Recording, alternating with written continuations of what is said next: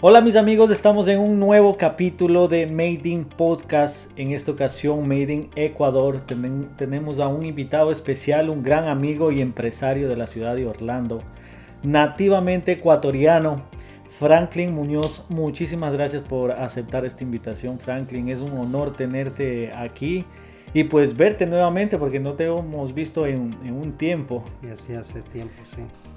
Sí. Bueno, sí, igualmente muy agradecido por lo que me hayas tomado en cuenta para este casting y realmente dejar saber a la comunidad ecuatoriana y en especial a todos los inmigrantes lo que tú estás haciendo, la causa y las razones por las que realmente has fundado esta compañía y que dejes saber al mundo de afuera que todo es posible con muchas bendiciones, salud y ganas de seguir adelante.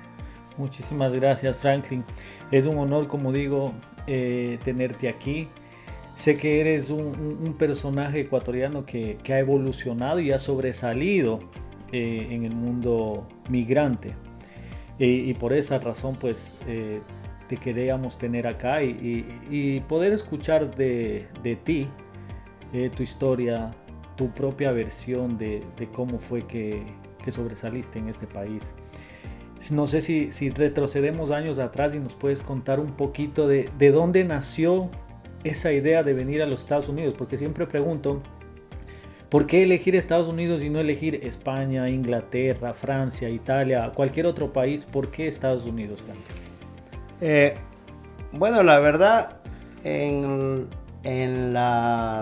muchos años atrás, pues en Ecuador siempre se ha escuchado el sueño americano y American, los Nueva York, Miami. Y la verdad yo nunca pensaba venir a Estados Unidos. A la edad que me gradué de 17 años, pues empecé a trabajar, gracias a Dios. Me iba muy bien como soltero, sin compromisos, sin nada. Mi hermano John se vino primero en el 92. Noviembre de 92 llegó a Nueva York y yo pues seguía trabajando en la Troncal. Cuando mi hermano me llama, me dice: Franklin, vente para Estados Unidos. Le digo: pero ¿qué voy a hacer allá? Yo estoy acá bien. Me iba bien, o sea, a la edad de 19 años estaba bien. Manejaba mi propio dinero y trabajaba independiente. Y bueno, cuando me impactó lo que me dijo mi hermano: vamos a hacer la casa para mis padres. Y realmente pues siempre mis padres vivieron rentando. Y fue esa parte que me llegó al corazón. Digo: sí, tiene razón. Ya mis padres nos dieron el estudio, pues ahora es parte de agradecimiento, por lo menos darles el techo a ellos. Y esa fue la decisión que vine a Estados Unidos, a New Jersey, en el justo 20 de junio del 93, a New Jersey. Wow, yo llegué un 18 de junio, no, mayo. Siempre nosotros pensamos en que vamos 2, 3 años o 4 y regresamos, pero realmente no es verdad eso, ¿no? Sí, exactamente, esa es la meta que uno se pone: 3 años y me voy a mi país. Y tal vez uno viene del país de uno enamorado a la edad de 18, 19 años, 20 años. Y sí, pues he tenido una novia que se quedó allá y duró poco el tiempo porque la distancia también es parte difícil de una relación. Tratar de acostumbrarse a otro sistema de Estados Unidos, especialmente cuando llegué a trabajar en un restaurante que era español, portugués. La gente de Europa no son fáciles, son muy duros con los inmigrantes latinoamericanos y centroamericanos, que realmente fue una de las partes que dije: yo no quiero seguir siendo un empleado más, quiero superarme. Empecé a tratar de ver la forma de superación, que fue obviamente pues tratar de hablar el idioma de acá. Como te dije anteriormente, la meta de unos 3 años, y siempre dije: bueno, si por un acaso inmigración me manda para mi país, por lo menos hablo ya otro idioma y puedo ir a trabajar en las Islas Galápagos. Se me metió la idea, siempre pensé la opción si algo pasara, porque como tú sabes, todos llegamos ilegales. Afortunadamente hay personas que sí han visado y todo eso, pero igual para trabajar es una parte ilegal también. Es cuestión de ponerte metas a lo que vienes. Los 3 años se han convertido en 32 años, imagínate, en ese país. Wow, es prácticamente una vida. Sí. Tú llegaste acá joven prácticamente, Claro. ¿no? Llegaste joven. Tú en tu infancia, ¿tú todavía recuerdas de esos lugares? Porque ya después de más de 30 años ya los lugares cambian. Pero ¿tú recuerdas todavía los lugares de tu infancia de Ecuador? Bueno, yo prácticamente yo lo que más recuerdo es Quito. Estudié ahí desde la primaria hasta la parte mediana de la secundaria, lo que es Quito. Originalmente nosotros somos de Biblián, Cañar, provincia de Cañar, pero mis padres emigraron a la capital. Fue donde estudié la primaria y parte de la secundaria. Siempre me gustó vivir en Quito. Recuerdo la parte de los parques de Quito, la Recoleta, la Carolina, La Alameda, el estadio, la Alameda, parte del central de la Marín. Cositas, campeonatos que hacíamos en ese tiempo interbarriales, las fiestas de Quito, que me acuerdo que el alcalde de Quito daba una colaboración para cada barrio para hacer las fiestas. Eran bien bonitos. El 31 de diciembre que se hacía en Amazonas, se hacían lo que los concursos de disfraces. La antigua Amazonas. La antigua Amazonas, ahora no sé como te digo, ya no. años que han pasado. Sí. Pero esa es la niñez que recuerdo, en la capital, en Quito, más que donde me crecí. Y obviamente después que ya fui un adulto joven, que fui a Sogues a estudiar, a terminar mi secundaria. Me recuerdo mis abuelos, finados abuelos, mi tía, donde conviví con ellos los 3 años. Muy agradecido, pero con las ganas de terminar mi secundaria. Cuando tú llegaste a los Estados Unidos, siempre nosotros vemos trabas para conseguir un trabajo. ¿Cómo fue tu primer trabajo? Porque tú trabajaste en un restaurante. ¿Cómo fue la llegada? ¿Ya viste un periódico? ¿Te avisó algún amigo? ¿Tuviste que dar alguna prueba o algo? ¿Cómo fue para ingresar al primer trabajo? Gracias a Dios ya la referencia estaba ahí. Mi hermano ya estaba trabajando ahí en ese restaurante y un primo. Entonces prácticamente me imagino que hablaron con el dueño para ver que me dio una oportunidad de trabajo y sí, llegué, descansé 2 días y creo que al tercer día empecé a trabajar. No fue complicado conseguir trabajo porque ya había alguien de mi familia. Cuestión de adaptarse obviamente es bien fuerte, es bien duro porque primero pues dejaste a tus padres a una corta edad, porque yo creo que 20 años todavía es corta edad para un joven. Tratar de estar con las personas que realmente nunca compartiste, hacer nuevas amistades, acostumbrarte a nuevos tratos, obviamente al idioma. Fue como todo, o sea, fue un poquito dificultoso, pero lo que siempre me metí en mi mente que nada es imposible. Nada imposible. El inglés tú empezaste ahí a formarte. ¿Tienes tú algún secreto de cómo empezaste a dominar el inglés?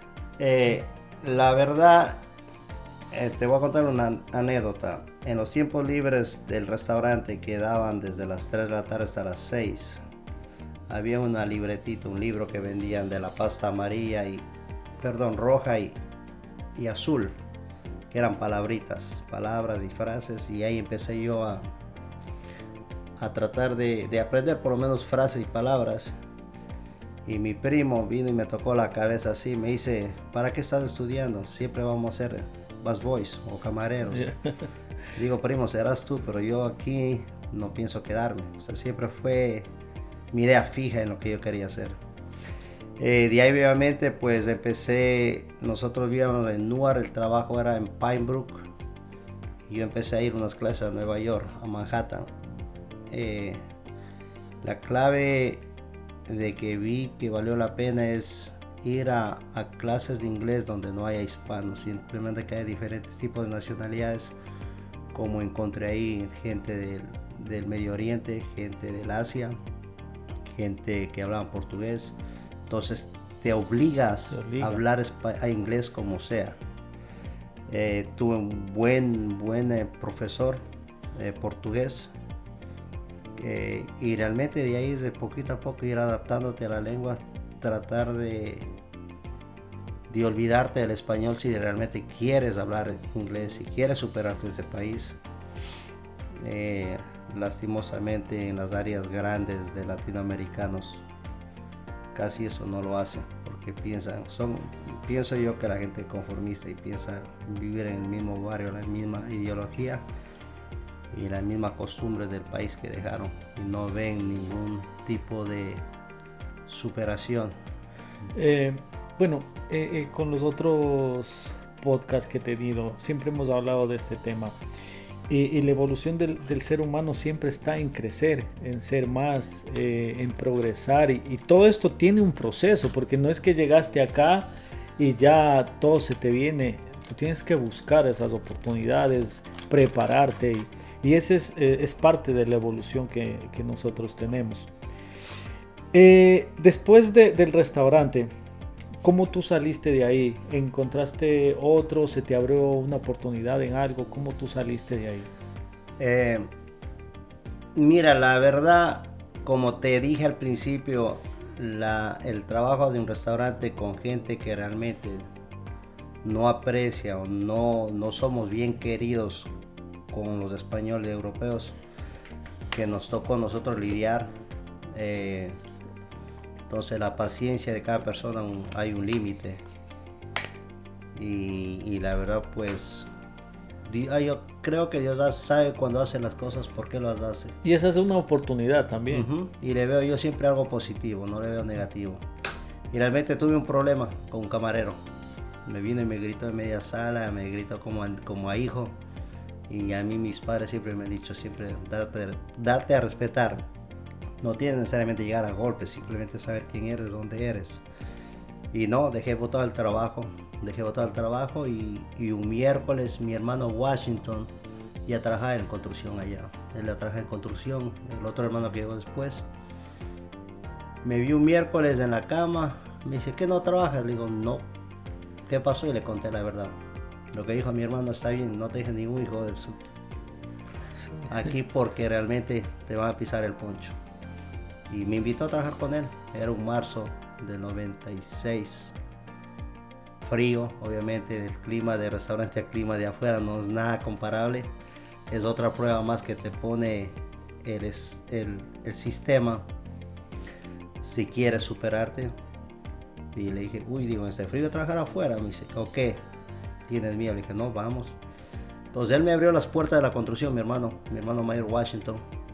Aprendí, se me pegó muy rápido lo que es construcción, me gustó, porque algo que caía más de inventas, intenta hacer algo diferente, que al cabo de agosto se fue para Ecuador y me dejó encargado la compañía, responsabilidad grande, que no la fallé, y se abrió la parte de la oportunidad en construcción.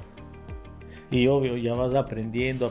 Obviamente, o sea, ya vas lidiando con otra gente, y ya el inglés ya no es el inglés de restaurante, ya no es que la cuchara, el tenedor, el agua. Obviamente vienes a aprender otro tipo de inglés, tienes que aprender cómo se pared, nivel, herramientas, todo ese tipo de palabras que realmente los que trabajan en construcción saben a lo que me refiero. Uh-huh. Ya aprendes a toparte con gente ya que no te hablan el español sino el inglés o el portugués allá, que era también dueños de compañías brasileños, americanos también. Entonces te vas esforzando más y más y más. Pero obviamente yo en el invierno trabajaba en restaurante, pero en otro restaurante por el frío y todo eso, que había oportunidad, y la construcción en invierno se baja ya desde el mes de noviembre, diciembre, enero, dependiendo, es muy bajo por el tema del clima. Uh-huh.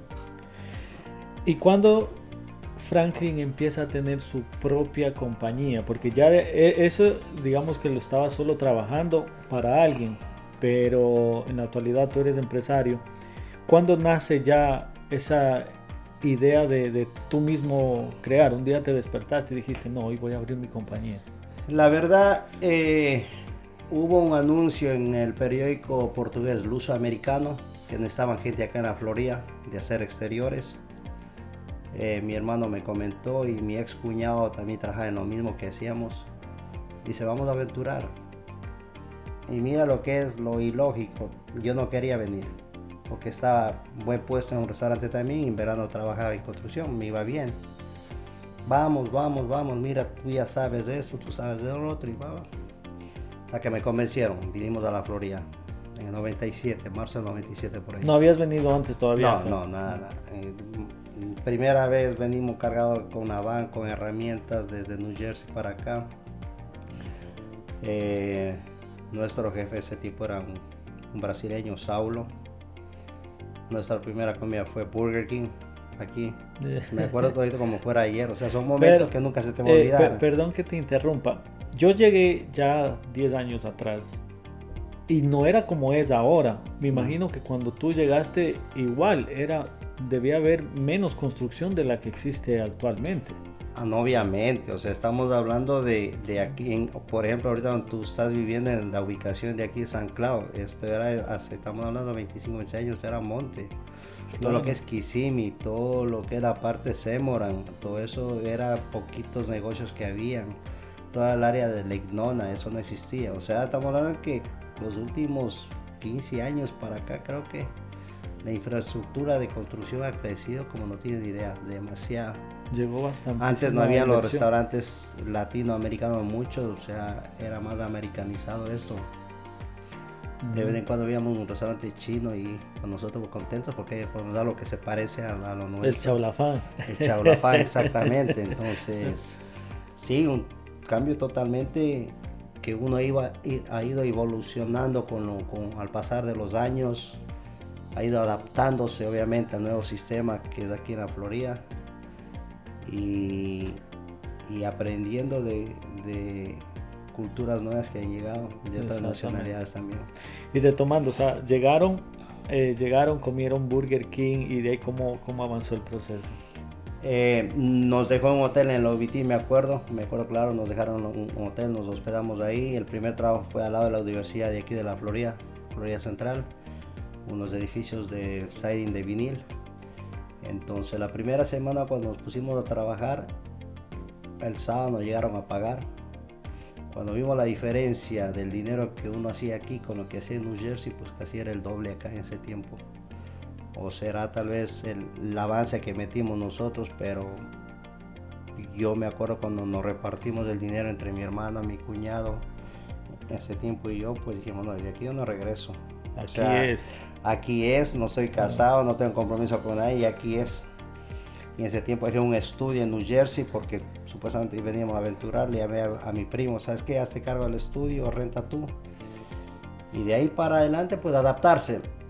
Obviamente, o sea, uno tuvo sus bajas, gente que no le pagaban, gente que realmente abusaban, o sea, que te hacían trabajar y realmente se burlaban de la gente. O sea, incluso hubo ocasiones que a mí me cortaron la luz por falta de pago porque a mí no me pagaban. ¿Nos puedes contar un poquito de la historia de eso? Porque todo empresario tiene una caída y claro, esas son las fortalezas. Hay caídas fuertes y el que realmente el que no está acostumbrado a volverse a parar, realmente que no lo intente. Uh-huh. De ahí fue que empezó todo, mira, por lo que tú dijiste anteriormente, tienes razón, a veces son bendiciones o no son mala suerte, a veces el destino te tiene mejores cosas. Son oportunidades. Te dejan algo, lo peor para darte lo mejor, y eso me di cuenta esa vez. Esa vez, más o menos te comento rapidito, fue un martes, como a las 12 de la mañana, me llamó mi ex esposa, Frankie, me cortaron la luz. Empezaba la tercera semana de trabajar sin haber cobrado. yo tenía a cargo 6 muchachos de México. Estaba responsable con ellos porque yo los contraté. Ellos muy amablemente, Franklin, sabemos que no es tu culpa. Y en estas palabras me dijeron, chinga su madre el cabrón ese que no te paga. Me apoyaron. Cuando yo dije, como a las 11:30, dije que se va para la mierda todo eso. Perdón la palabra, pero fue así. Cogimos nuestros morrales o nuestras maletas de construcción. Cruzando de un edificio al otro, pues veo que pasa el jefe de mi jefe, que era un americano. Y me dice, Franklin, ¿a dónde te vas? Me acuerdo en ese tiempo en inglés, dice, hey Frank, where you going, where you going? Y yo le dije en ese tiempo, no money, no work. Así le dije, no money, no work. Bueno, y me dice, wait, espérate. Y le hizo una llamada al hermano, al que era el dueño, o sea, el que manejaba las finanzas. Y lo que supe entender que le dijo que Frank se está yendo del trabajo porque Luis Guerra no lo pagó, no lo ha pagado. O sea, dije el nombre de la persona y realmente estuviera aquí en mi frente, pero le dijera también porque es verdad. Las cosas se dicen de frente en la cara. Y realmente pues fue una bendición. Le hicieron la llamada a Luis Guerra. Creo que no demoró media hora, trajo el dinero, nos pagó hasta la segunda semana, nos quedó viendo 2 días y nos dijo, ya muchachos sigan trabajando. Y como justo era hora del lunch, del almuerzo, yo le dije, no, esperemos, vamos a comer y regresamos a trabajar. Pero yo dije, no, con este no trabajo más. Y los muchachos me apoyaron. Digo, miren muchachos, buscamos otro trabajo, perdamos 2 días, pero ya no perdemos las 3 semanas. Entonces, John Styrol era uno de los hermanos, que en paz descanse, John Styrol ya murió, de los que controlaba la supervisión, eran el hermano del dueño de la compañía. Me dice, Franklin, Wayne, que era el hermano, el dueño, quiere hablar contigo. Digo, ¿para qué? Simplemente ándate a la oficina, quiere hablar contigo. Bueno, un miércoles fui para allá. Estaba la secretaria, él escuchó mi voz, Franklin, pasa. Digo, sí. Y bueno, él sabía qué es lo que pasó con este señor. Y me dice, ¿quieres trabajar conmigo? Le digo, pero yo no tengo compañía, no tengo papeles. No, lo único que tenía la licencia que ese tiempo en Florida daban con el pasaporte. Estamos hablando hace 25 años atrás. Y me dijo así, no te pregunté si tienes papeles, simplemente te pregunté si quieres trabajar para nosotros. Dije que sí, me gustaría. Y le dije, pero no tengo herramientas, las herramientas son todas de este señor. Y me dijo, ¿cuánto quieres? Le digo, pero ¿cómo así? ¿Cuánto necesitas? Digo, bueno, comprar la van, los postes, el scaffold y todo eso, como unos $10,000. Y me sorprendió, me cogió, me hizo un cheque de $10,000, puso Franklin Muñoz. Y me puso en la mesa así. Me dice, tienes 2 opciones. Una, que cambies el cheque y me robes, te vayas. Otra, que cambies el cheque, consiga lo que necesitas y el lunes te veo en la construcción. Y así fue. El lunes en la construcción, 7 de la mañana. A ellos les trabajé casi como 8 años. Les hice casi como unos 25 a 30 proyectos aquí en la Florida. De edificios, de apartamentos. Lastimosamente cayó la crisis económica, casi que empezó el 2010 y no se paró hasta el 2015, 13 por ahí.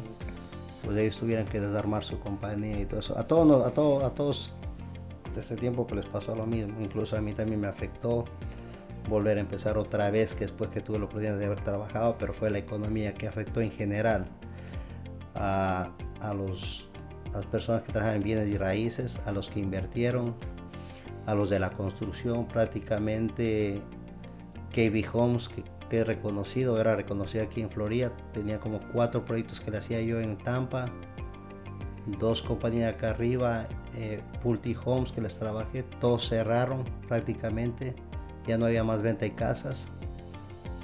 Y ahora volver a empezar, o sea, no es solo 1 o 2 caídas, a veces tienes que, y a veces la situación te da para eso, para aprender, para darte un aprendizaje y volver, pararte, limpiarte y otra vez a seguir adelante.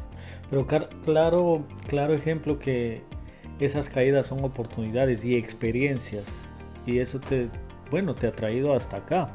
Actualmente igual sigues manejando el mismo negocio, has crecido.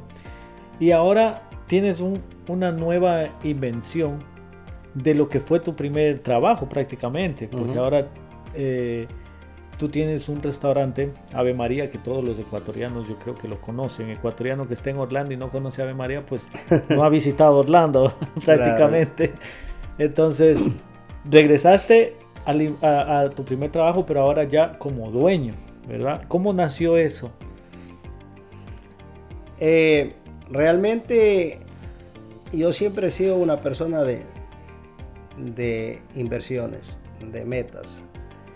Ave María llega, no me llega directamente porque yo quería un restaurante. Ave María llega por 2 colombianos que me llaman para invertir. El restaurante por eso tiene el nombre y las palabras colombianas, Ave María, que hay un dicho que los colombianos dicen. Hey, Ave María. Ave María pues, algo así. Sí. Entonces me dicen, mira Franklin, hay una oportunidad para invertir. Bueno, como era inversión, pues dije, me acerqué. Pusimos los papeles sobre la mesa. Los 2 muchachos no tenían el dinero para comprar. Querían que yo les ponga parte de ellos y con el trabajo pues ellos darme el dinero para devolvérmelo. Lo cual dije, no tengo problema, mientras tanto pues el nombre del restaurante vaya a mi nombre. Entonces y así fue. Se sacó los permisos del estado de la Florida, se mandó a ver la licencia de Tallahassee. Empezó se metió permisos para la remodelación. Entonces el momento que empieza la remodelación, ellos dicen, no Franklin, nosotros no vamos a endeudarnos más dinero. Y se van, me abandonan, me dejan solo en el restaurante, ya todo a mi nombre. Y ahí fue la idea que dije, bueno, yo qué carajo sé de restaurante, de manejar un restaurante, lo que supe es trabajar. Y fue un sueño al mismo tiempo, dije, no, quiero poner algo ecuatoriano, algo que sea muy representativo de nuestro país, que tenga los sabores de nuestro país, que nos recuerde de nuestro país, que vivamos momentos que vivamos de nuestro país. Y dije, quiero algo entre elegante y algo tradicional. El que conoce pues Ave María y ha ido, pues se dará cuenta las partes de las decoraciones que tiene. Y empecé con ese sueño, quiero tener un restaurante ecuatoriano, demostrar no solo al ecuatoriano sino al latinoamericano y al anglosajón lo que ofrece nuestro país. Gracias a Dios pues estamos al año y medio de haber abierto, esperando la colaboración del mismo paisano ecuatoriano que nos ayude a levantar Ave María a lo que más se pueda. Tenemos mucha colaboración de gente caribeña, gente de Puerto Rico, gente americana, gente dominicanos, que realmente lo que más le atrae, lo que hemos vendido más es el chivo. Es que el seco de chivo es... El seco de chivo es como que conocido por toda parte ahí del Caribe. Pero sí, es algo que no esperaba tenerlo. Me ha costado mucha inversión.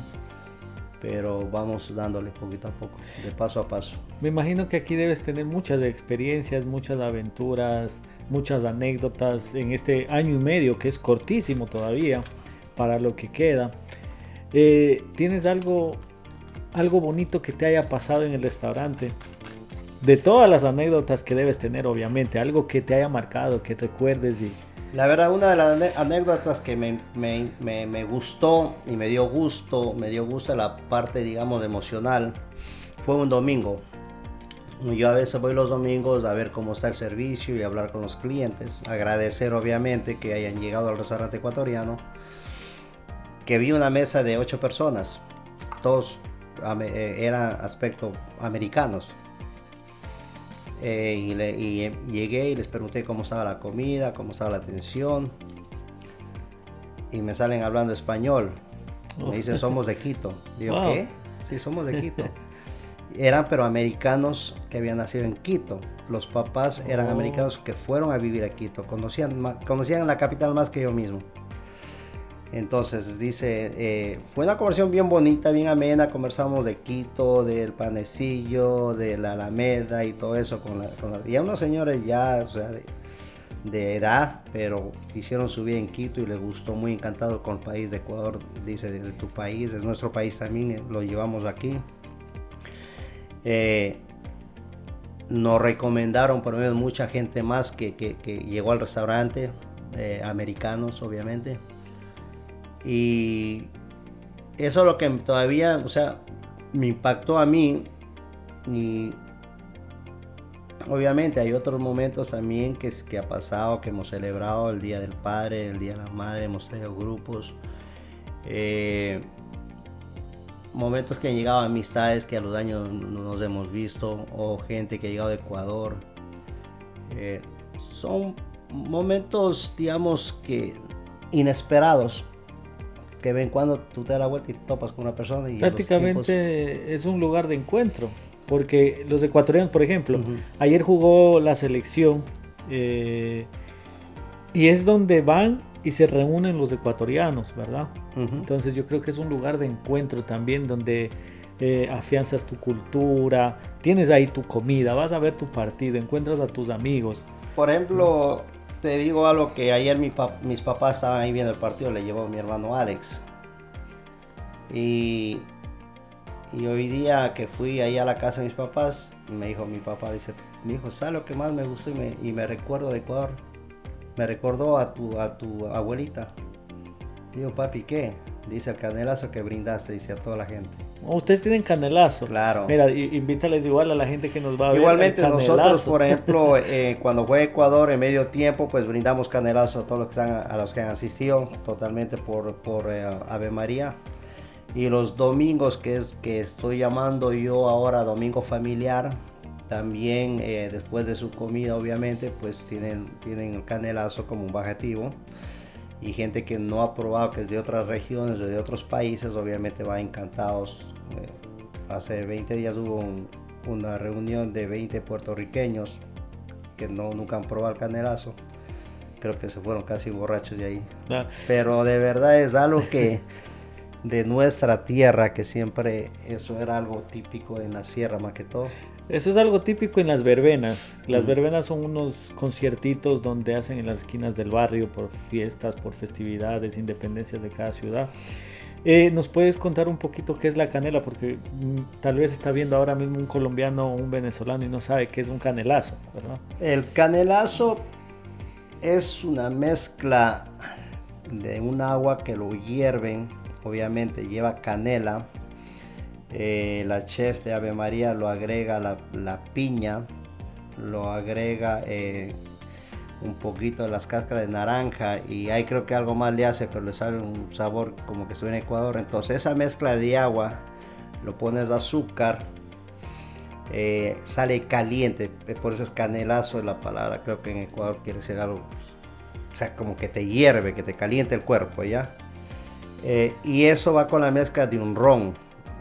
Obviamente un ron puede ser colombiano, puede ser ecuatoriano, puede ser peruano, un ron, pero lo típico de Ecuador, que nosotros lo hacíamos, es con las puntas, con el trago de el pecho amarillo que llaman el que hay mucho en Cuenca.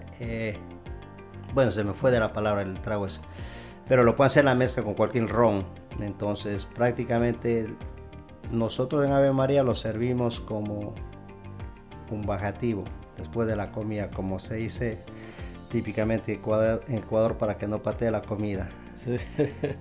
Pero algunos pues casi en la parte fría, me acuerdo de mi abuela, mi fina abuela, en la parte de Vivian, pues se tomaba por las nochecitas uno que otro y conversaban. Pero lo recomiendo, traten de prepararse de la forma que les dije y le agregan cualquier cosita más, pues ahora que viene la parte de Navidad, Nochebuena. Los friecitos, no es malo. Incluso en las canchas que íbamos, donde la Hofner también preparan canelazos. Va a estar aquí también el compita, don Gerardo va a estar también con nosotros contándonos parte de sus historias, que fue ahí donde te conocí, Franklin, en el boli. También juegas boli, Fútbol, me imagino que también fútbol no hemos tenido la oportunidad, pero vóley sí. Así que ecuatoriano que no conoce el ecuavóley también pues no es Exacto. ecuatoriano. Ujú. Y ecuatoriano que está aquí, por lo general, casi todo el mundo ha visitado las canchas del Compita, Claro. ¿verdad? Entonces, las canelas yo creo que le hacen de distintos tipos, me Diferentes imagino, formas. porque he visto también con naranjilla. Con naranjilla también lo hacen. Sí, entonces sería muy bueno. No he tenido la oportunidad de probar, pero uno de estos días voy por ahí. Sí, especialmente los domingos que siempre damos. Y aparte también cojo el micrófono, los pongo a hacer karaoke, lo que sea, como que sientan en familia, como que están en una fiesta familiar y se sientan bien chéveres. Lo hacemos los domingos. Has tenido también famosos en tu restaurante, también vi en tus redes sociales. El año pasado, por agradecimiento al restaurante, como este año fue por Día de los Padres, le trajimos al ex vocalista del grupo Nietzsche. La semana pasada nos llegó a visitar Jorge Luis del Hierro, el artista ecuatoriano quiteño. Para el Día de las Madres tuvimos un grupo local de aquí de boleros. Y poco a poco vamos a tratar de hacer pues reuniones con artistas, por lo menos que dé el bolsillo de Ave María. Y que realmente recuerden que todos esos artistas obviamente es gratis. Y no, esperamos que nos apoyen para seguir creciendo como negocio y que también la comunidad ecuatoriana pues sepamos unirnos más en esta causa de cada ecuatoriano que tenga su propio sueño, apoyarnos. Y eso creo que debemos de aprender un poquito más a otras nacionalidades. Ok, yo tengo dos preguntas que es de mito o realidades, ¿no? La una es, ¿en Estados Unidos todo es más fácil que en tu país? Sí. Sí. Sí, porque tienen más oportunidades de trabajo. Decía algo Donald Trump que creo que le doy la razón en esto, que si nuestros países latinoamericanos y sudamericanos, y centroamericanos, el gobierno no fuera corrupto, no tendría que inmigrar la gente para acá a Estados Unidos. Lastimosamente nos deja con eso, que puede ser el mejor doctor, abogado, ingeniero en nuestros países, pero no tiene la oportunidad de trabajar. Y de ganar lo que realmente un profesional obviamente requiere. Lo que gana acá, es la realidad. Y la otra pregunta de mito o realidad es, ¿para emprender o el emprendimiento es solo para quienes llegan con dinero? No. Realmente yo llegué con deuda, para que veas un ejemplo. Llegué con deuda y como muchos inmigrantes pues han llegado con deudas que antiguamente, o no sé hasta ahora que pararon un rato la inmigración, pues tenía que pasar frontera por frontera. O sea, yo pasé por la frontera, llegué con deuda. Pagando a los coyotes. Pagando a los coyotes en ese tiempo, obviamente. Entonces, sí, la única forma de hacer y superarte en lo que tú quieras es trabajando.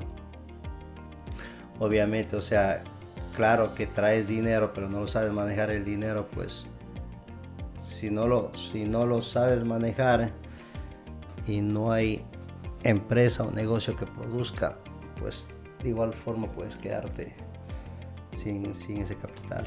Porque se ven muchos casos que hay mucha gente que gana mucho dinero pero no lo sabe administrar.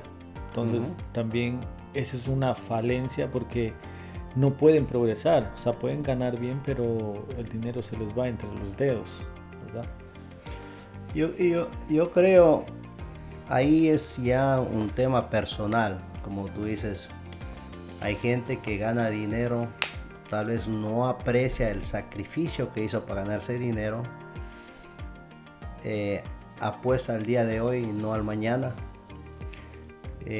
o tal vez tiene el miedo, el temor de meterse en negocios, confía más en él mismo y no en negocios. Hay diferentes formas de que el ser humano piense, o es conformista, se conforma para trabajar para alguien y realmente se siente bien y seguro por eso mismo. Realmente yo creo que todo depende de a dónde tú quieres llegar, quién quieres ser. Obviamente y al principio va a ser duro, para luego después en el futuro poder encontrar tu tranquilidad financiera, tu tranquilidad emocional y más que todo lo más importante para los que somos padres, haber hecho sacrificio y dar lo mejor a tus hijos. Como tú dijiste al principio, siempre uno quiere superarse y dar mejor a sus hijos, así como los padres superaron para uno, dieron lo mejor para nosotros, lo que ellos no fueron, nosotros podemos dar para nuestros hijos lo que nosotros no pudimos ser. Sí. Siempre hemos tocado este tema en este podcast con respecto a los hijos, porque ya íbamos a ese punto. Nuestra generación de nuestros padres fueron una generación sumamente estricta y más fuerte, sumamente fuerte, y gracias a Dios estamos donde estamos, porque tal vez debieron haber sido fuertes para poder saber lo que está bien y lo que está mal. Pero las generaciones nuevas ya no sienten esa fortaleza tal vez como padres, y yo me enlisto en eso porque yo ya no soy tan fuerte como era mi mamá en mi época. Y los muchachos de hoy en día no es la generación que nosotros tal vez esperábamos.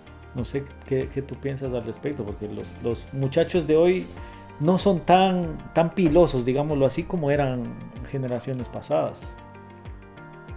Oh, claro, o sea, si estamos hablando de las generaciones pasadas, pues uno se inventaba incluso juegos, pero se la pasaba bien. Te digo un ejemplo ahí. Se inventaba cualquier juego, pero se la pasaba bien. Ahora, lastimosamente, el joven, si le corta el internet o el teléfono, pues ya está aburrido. O sea, sí vivimos otra generación. No podemos echar la culpa a nadie. No, pues no, que eres mal padre, mala madre. Lastimosamente, el sistema que estamos viviendo, la tecnología, pues nos están comiendo la mentalidad, la mente, la memoria de nuestros hijos, ¿me entiendes? Pero para eso viene parte fundamental del padre y la madre en la casa. Porque los hijos, los jóvenes pueden hacer lo que ellos quisieran afuera de la casa, pero no sé si te puedo poner un ejemplo de la crianza de mis hijos. Si puedo hacerlo, pues las bases que uno los pone, el respeto a los padres, a los adultos, el saber apreciar y agradecer lo que tienen en la casa, los límites que ellos tienen, hasta dónde pueden llegar, cómo se les apremia a ellos si logran al objetivo que los padres quieren en los estudios. Entonces prácticamente vas formando a tus hijos de la forma que tú quisieras o mejor para ti. O sea, depende mucho la educación en la casa, depende muchísimo. A veces echamos la culpa a las escuelas, a los maestros, ellos solo están educando, pero depende mucho en la casa la forma que son tratados, ¿me entiendes? Y hay un punto, especialmente aquí en los Estados Unidos, donde los padres nos dedicamos a trabajar y no tenemos el 100% para los hijos, y eso se ve en muchos casos, en varios casos de gente que ha migrado, que el papá y la mamá tienen que trabajar y los hijos se crían realmente solos, sin un soporte fundamental del padre. Tal vez los ven en la noche y pocas horas, entonces no tienen esa crianza y se van criando solos, ¿verdad? Entonces eso también siento que es esa falencia de estas generaciones que están creciendo. No, y ahí tienes toda la razón. O sea, obviamente un hogar bendecido es cuando tal vez el padre puede tratar de cubrir los gastos para que la madre haga el papel del 100% de madre. O sea, es algo muy bendecido tener esa oportunidad, y gracias a Dios yo lo tuve y creo que se vio los resultados de mis hijos. Pero también conozco parejas, conozco hogares que también los dos trabajan. Es simplemente tratar de sacar el tiempo, que sea una horita en la noche, hablar con tus hijos, saber llegar. Y yo sé que todos llegamos cansados y los hijos no quieren a veces escuchar ni al padre ni a la madre, pero conozco familias y amistades que también han pasado esto de tener que trabajar los dos y el tiempo y han cansado lo que quieren descansar. pero es la parte de la economía de este país que te obliga que tienes que trabajar porque todas las cuentas no te puedes cubrir solo. Y ahora que estamos viviendo en el siglo XXI, pues la mujer también quiere ser independiente, quiere trabajar para sus gastos, quiere trabajar para su superación. Entonces prácticamente se vuelve un egoísmo entre los dos, quien quiere ser el mejor, y se están olvidando la parte importante de los hijos. Bueno, y recordar que en una pareja no existe rivalidad, sino una unión para crear una pirámide hacia arriba. Pero lamentablemente pasa lo que tú acabas de mencionar. Y cabe recalcar también algo muy importante con respecto a los niños, que los niños son el reflejo de esa pareja. Uh-huh. Y lamentablemente ellos como no tienen ese ejemplo, por decirlo así, va eso de generación en generación, y eso se ve en por decirlo así, en los americanos o en los nativos. Claro. Que ese apego familiar no existe. Por eso es que vienen a los retirados, vienen acá parejitas de viejitos, viven solitos acá en la Florida, o los hijos por otros lados, y así. Es porque no existió ese apego que nosotros los latinos lo tenemos. La mayoría de los latinos lo tenemos, ¿no? Sí, tienes mucha razón. Incluso yo antes de venir acá te comenté que estaba donde un abogado. Sí. Cosas legales que estoy haciendo. Bueno, entonces fue un comentario que fue es justo bien más del tema, lo que estamos hablando entre cómo son crecidos los niños americanos y los latinoamericanos, como quisiéramos que crezcan, ¿me entiendes?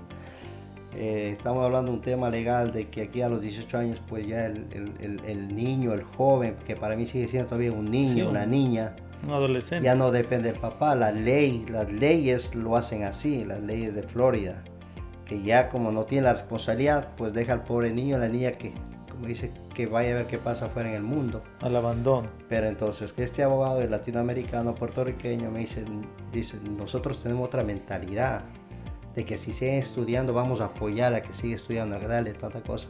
Pero si llegas en un inconveniente de un divorcio o lo que sucede mucho acá en Estados Unidos, prácticamente al niño que cumplió 18, a la niña, le dejas prácticamente en la calle. O sea, ni las leyes del gobierno le protegen a ese joven. Eso es lo que tiene lastimosamente aquí americanizado, que al niño lo dejas a que aventuren. O sea, ya hiciste tu obligación como padre, 18 años, ahora sí, para la calle. Esos son los americanos. Pero los hispanos, los latinoamericanos, si sabes que es un buen niño, está estudiando, quieres que él sea mejor que tú, que se saque su masterado, o sea, y el gobierno no te permite, porque lastimosamente tal vez hay una separación, hay un divorcio, cada uno por su lado, y los niños, ¿dónde quedan? Claro, o sea, aquí legalmente hasta los 18 uno tiene que mantener legalmente. Pero yo creo que es un tema más moral y de amor, porque si uno ama a su hijo, uno se va a desvivir, así tenga 30, 40, 50 años, y va a estar siempre apoyándolo, ¿no? No mal enseñándole, porque esa es una mala forma de criar, pero claro, sí apoyándolo. Apoyarlo mientras ellos estén estudiando, estén superándose. Obviamente siempre van a tener el apoyo de los padres. Pero al tema que te digo de los 18 años de aquí que aplican, que lastimosamente el joven se lleva a veces. Tengo 18 años, puedo hacer como yo lo que yo quiera. O sea, obviamente hay los jóvenes un poquito mal educados, los otros que realmente aprecian un techo, un papá, una mamá que le esté haciendo de ver las cosas. Y hay jóvenes pues tal vez que no les importa, pero ¿por qué? Porque el gobierno los convirtió así. El gobierno dijo a los 18 años usted ya es solo y haga lo que usted quiera.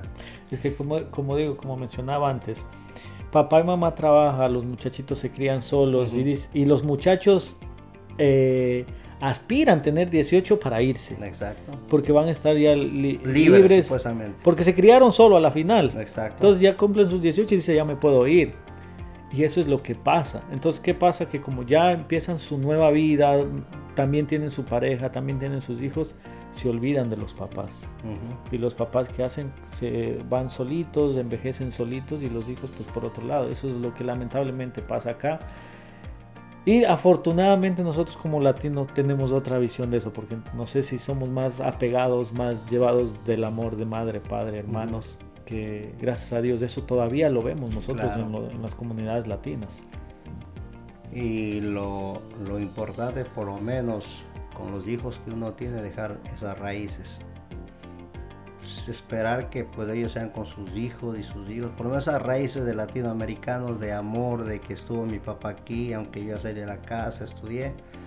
Estoy hablando con al respecto de mis dos hijas, la una está estudiando en Maryland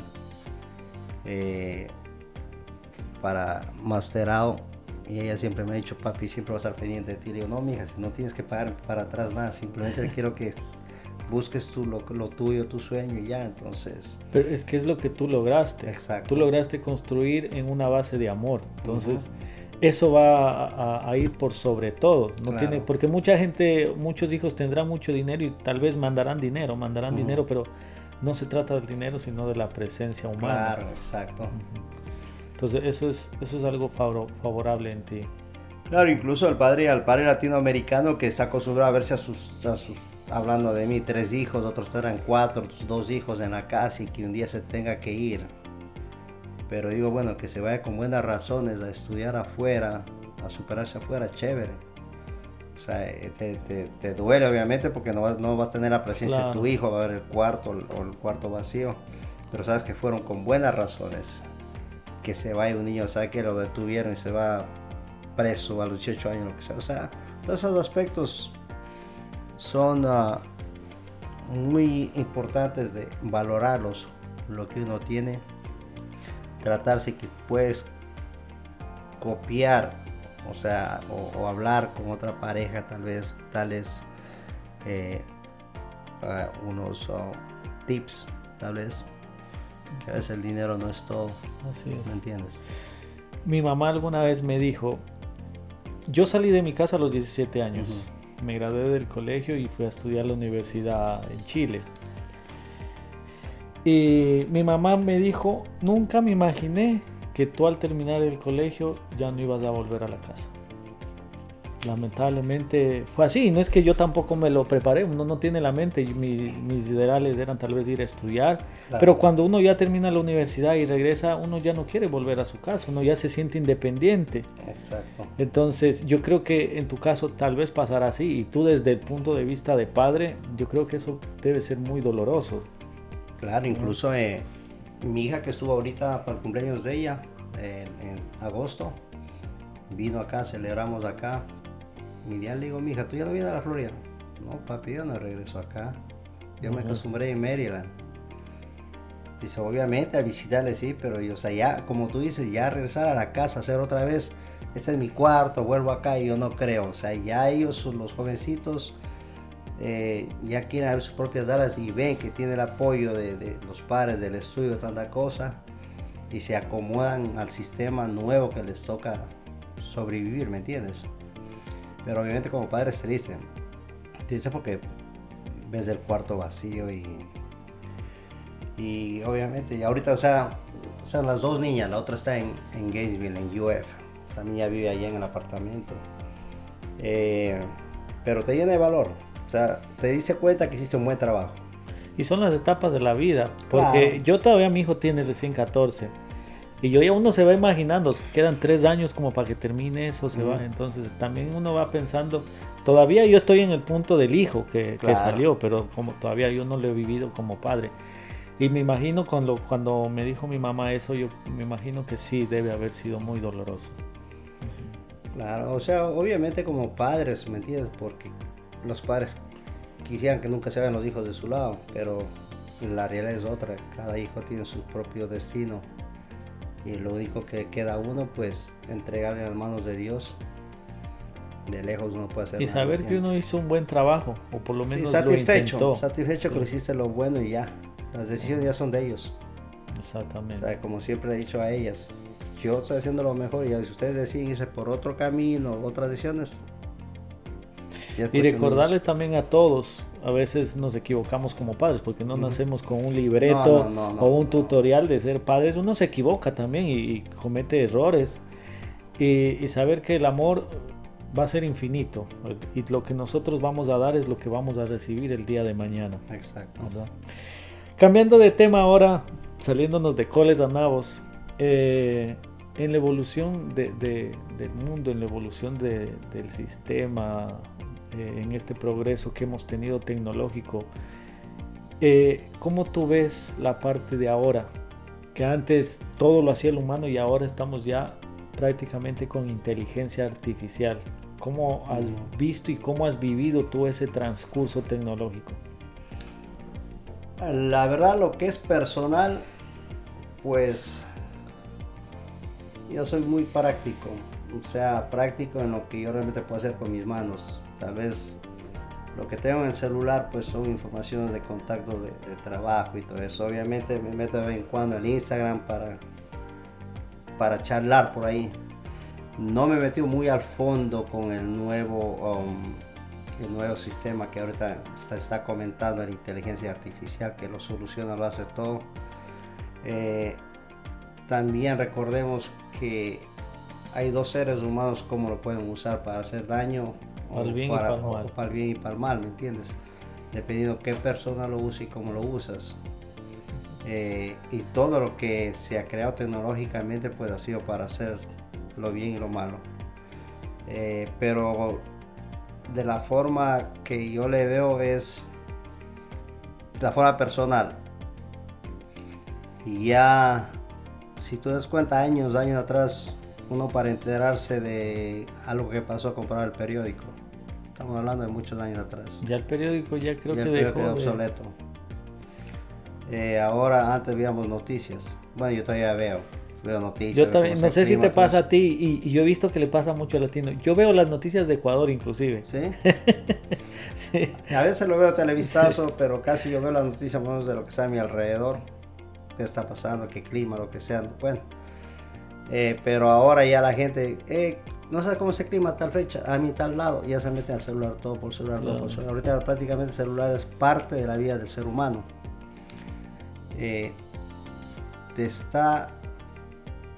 Al ser humano lo que está pasando, ya no estás trabajando tu cerebro. Ya no era como antes, cuando tú te recuerdas en la escuela, las tablas 8x4, tanto 8 por eso, ya era en la mente. O sea, yo todavía me recuerdo que dábamos, que decía dame la lección, que tenías que tú tener en memoria qué es lo que se habló de ayer, al frente de tus compañeros, o las tablas de multiplicación. Ahorita no, pues ahorita todo es en la computadora, en el teléfono. Ahora todo es más fácil para las generaciones nuevas que se vienen, es todo mucho más fácil, más no sé cómo expresarlo eso, pero es como mucho más filtrado todo, inclusive hasta la información. Obviamente, o sea, incluso nosotros nos acostumbrado a eso. Así, a mí se me queda el teléfono en la casa, o sea, prácticamente digo, no tengo nada. ¿A quién llamo? ¿Dónde está el contacto? ¿Cómo llego a tal lugar? Antes, exacto, si tú te acuerdas, se coge tal semáforo a la derecha, tal calle. Claro. Y uno para ahí en la esquinita, oiga, ¿por dónde queda tal dirección? Exactamente. Claro. O sea, si tú lo sabes usar la tecnología que estamos ahorita en este 2025 bien, o a las personas que lo usen bien y piensen que no va a ser algo que les va a afectar, obviamente, en el futuro, en la salud, yo creo que está bien usarlo, ¿me entiendes? Y con respecto al trabajo, ¿cuál es tu opinión? Porque mucha tecnología, máquinas que ya se manejan solas, y en este caso, el mismo, no sé si tú ya tienes conocimiento, hay una empresa que ya está posicionándose en Orlando, están haciendo ya las pruebas, que va a ser como en San Francisco, ya los Uber van a tener su propio carro sin chofer, sin nada. Sí.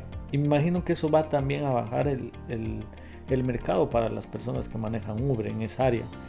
Y en otras áreas también. ¿Cuál es tu opinión referente a eso? Yo estuve en San Francisco cuando fui a ver el partido de Ecuador en la Copa América, que jugó en Santa Ana, California, y aproveché a pasar a San Francisco. Ecuador-México. No, perdón, Ecuador-México jugaron en Arizona. Ya fui a ver el partido de Brasil con Colombia, jugaron en Santa Ana, por ahí. Y fui a San Francisco. ¿Usaste ese? No usé, pero me quedé, o sea, me vino a la mente lo que entre años y años uno se imaginaba un carro sin chofer. Y ahí fue que vi el primer carro, así que incluso hacían Uber, porque tengo grabado aquí en el teléfono, una familia entró así, sin chofer y con ellos. O sea, y obviamente eso se va a expandir en todos los estados. Pero ahora es ya el que se sube ahí, tener la confianza de ese motor o de ese cerebro que está ahí, que es convertido en metal. ¿Me entiendes? Porque si hay una falla, lo que sea, yo prefiero a lo antiguo, a lo mío, A lo un rutinario. chofer que dice que iba a tal lado, lo que sea, pero la tecnología está tremenda. Incluso ya creo que sacaron recién el primer avión y tanta vaina por un lado que puede transportarte como Uber también, están Sí, sacando también, todo eso. también está Los ya. deliveries, toda esa vaina. Sí, también está. Creo que se va a probar en este año, si no me equivoco. Vi un video que ya está también para hacerse el transporte mediante aéreo, sí. Yo respeto mucho a las personas que lo usan la nueva tecnología, pero vuelvo y repito, espero que sea para hacer un bien, o sea, que sea para un futuro bueno para los proyectos, para las empresas que tengan. Y bueno, pues del otro aspecto, cuidarse. También de mi parte queda como recomendar que siempre va a ser estas unas oportunidades, porque tal vez a las personas que actualmente manejan Uber y llega a estas compañías, porque son unas compañías obviamente de grandes inversiones, ¿no? Que Claro. son multinacionales, y siempre las multinacionales van a tener un poder más fuerte. Entonces decirles que esta es una oportunidad tal vez para encaminarles a que no es solo hacer el Uber, sino también incursionar en un nuevo mundo, tal vez emprendiendo alguna otra actividad. O sea, siempre va a ser oportunidades que la vida nos plantea y saberlas aprovechar. Hablando solo de este tema, porque hay muchos temas también donde ha incursionado la tecnología y ha dejado a muchas personas sin trabajo. Y eso ha venido pasando ya en estos años anteriores, donde cerraron ya muchos Walmarts, cerraron muchas tiendas, y es por eso, porque les sale mucho mejor manejar los warehouse con máquinas y hacen los deliveries que tener tiendas abiertas.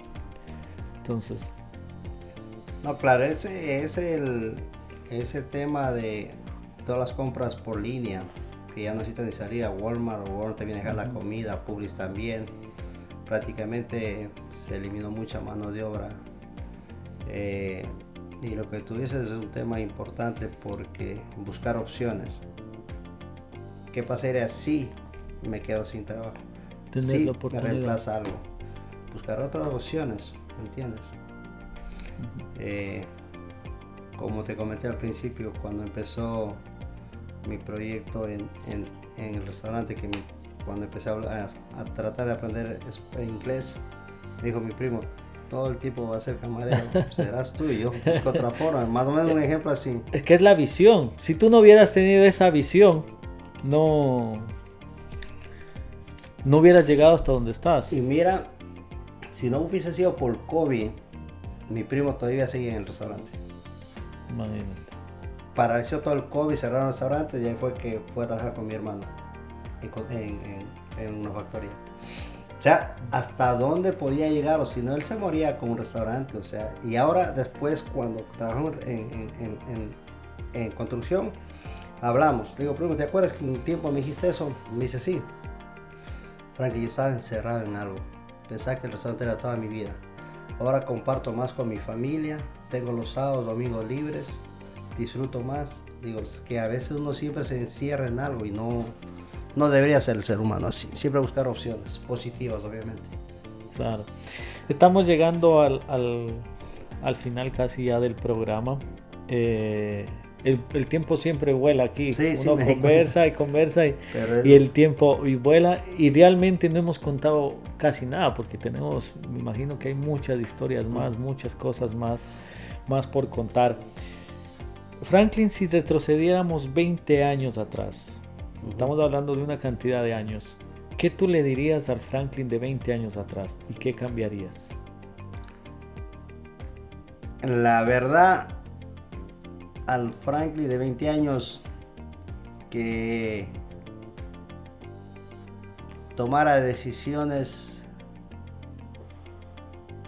sin el alcohol en la cabeza. Yo soy bien sincero, porque como ser humano también tengo mis errores de haber caído en el DUI. Es lo único que me arrepiento. Eso es lo que cambiaría y hablaría, y por medio de este medio pues también quisiera dejarles saber a las personas que nos están escuchando o mirando, pues realmente las acciones bajo las influencias de algún adictivo no va nada bueno. Eso es lo único lo que pienso yo, que me arrepiento, y realmente no quisiera volver a eso. Bueno, es que ningún ser humano es tan perfecto, siempre uno va a cometer errores y uno no sabe dónde va a afectar tal vez alguna acción que uno tuvo en el pasado. Muchísimas gracias, Franklin, por habernos abierto tu corazón, abrirnos las puertas de tu historia. Gracias por estar aquí. ¿Qué palabras, qué mensaje nos dejas a nosotros como migrantes, como latinos, como emprendedores? Mira, primeramente, gracias por haberme tomado en cuenta, muy agradecido, y que los temas que tú sigas tocando con diferentes personas ecuatorianas que realmente den ejemplo a los demás, pues, y sirvan. Te felicito. Lo que puedo decir para las personas inmigrantes o no inmigrantes, simplemente que nunca sean conformistas. No sean conformistas, se llenen de sus sueños, tengan metas que cumplir. Que nada es fácil tampoco. O sea, no es un negocio de la noche a la mañana. Tengan paciencia, tengan carácter, tengan perseverancia. Y lo más importante, que lo hagan con amor. Que se levanten en la cama, obviamente dando gracias al Dios que crean cada uno de las personas que nos escuchen, y seguir con su proyecto que tenga, que no se debilite. Y yo creo que he caído 4 o 5 veces en las partes financieras, pero por cuestiones de terceros, pero me ha dado fuerza para seguir adelante. Y como te comenté y tú le dijiste al principio, no hay malos momentos, no hay malas experiencias, y no es mala racha ni mala suerte. Son cosas que Dios le tiene para mejores cosas, para mejores metas, y obviamente siempre y cuando hablando con sinceridad, transparencia y con amor. Si tú puedes dar, ayudar o aconsejar a una persona, lo hagas con amor, sin esperar nada a cambio. Son oportunidades simplemente que siempre van a ser dolorosas, porque toda caída va a ser dolorosas. Y más si son fracasos económicos, porque un fracaso económico se dice que un negocio tuyo es como un bebé que lo estás... Exactamente. Y si tu bebé se te muere, va a ser un dolor. Pero esa es una oportunidad, porque ya conociste por qué se cayó eso, y en el próximo lo das con más fuerza. Y quien se cayó una vez ya sabe cómo levantarse 2 o 3 veces. Así que muchísimas gracias, Franklin.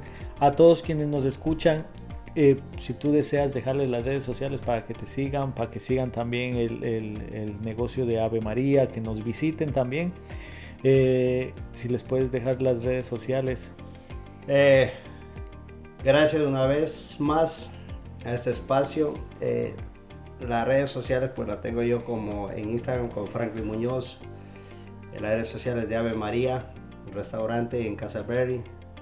Están cordialmente invitados que nos visiten para seguir creciendo como inmigrantes ecuatorianos. Y respecto a los negocios, lo único que les puedo aumentar, que pensemos como los asiáticos, no como los latinoamericanos. Un negocio, como dijo Israel, es como un bebé. Empieza a gatear, después empieza a caminar, y despuesito a los 12, 15 años pues empieza a tratar de enfrentar al mundo. Así es un negocio. No nos dejemos caer que a los 2, 3 años nos dio el negocio y cerrar y abrir otro. No, tengámosle amor, confianza, y lo más importante, seamos constantes en lo que queramos hacer. Gracias una vez más, Dios me los bendiga, y recuerden, todo sueño es posible en este país. Buenas tardes. Muchísimas gracias. Gracias a ustedes nuevamente por vernos. Estaremos nuevamente aquí en otro capítulo más de Made in Podcast. Quien les saluda, Israel Drobo. Muchas bendiciones y cuídense mucho. Gracias. Gracias.